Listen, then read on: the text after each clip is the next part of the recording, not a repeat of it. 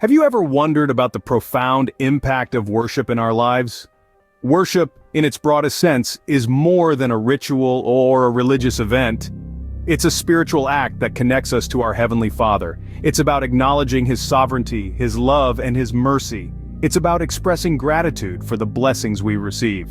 In John chapter 4 verse 24, Jesus says, "God is spirit, and His worshipers must worship in the spirit and in truth." This verse emphasizes that worship is not merely about singing songs or reciting prayers, it's about an honest, heartfelt connection with God, a connection that transcends the physical and delves into the spiritual. Worship is our way of communicating with God, of expressing our love and adoration for Him. It's an act of surrender, of humility, and of reverence. Worship, then, is not about us, but entirely about Him. It's an act of love towards our Creator.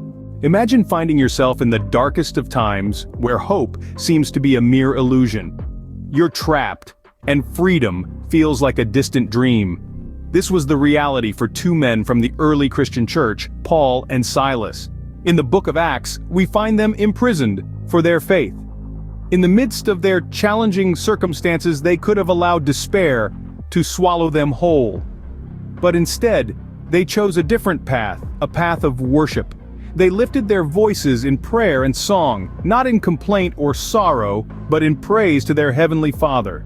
Their worship wasn't a plea for deliverance, but an expression of their unwavering faith in God's sovereignty. They trusted in His plan, even when it seemed like their world was falling apart.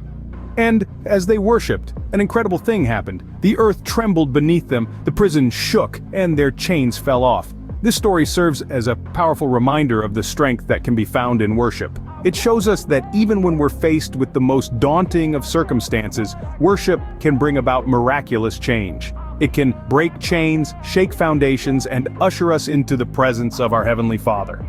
In their darkest hour, Paul and Silas chose worship. Their faith moved mountains, quite literally. So why does worship hold such transformative power? Let's recap.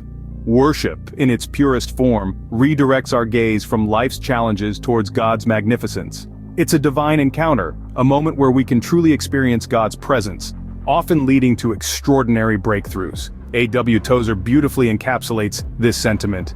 Worship is to feel in your heart, and express in some appropriate manner, a humbling but delightful sense of admiring awe and astonished wonder and overpowering love in the presence of that most ancient mystery. Worship, then, is not a mere act, but a journey towards the heart of God.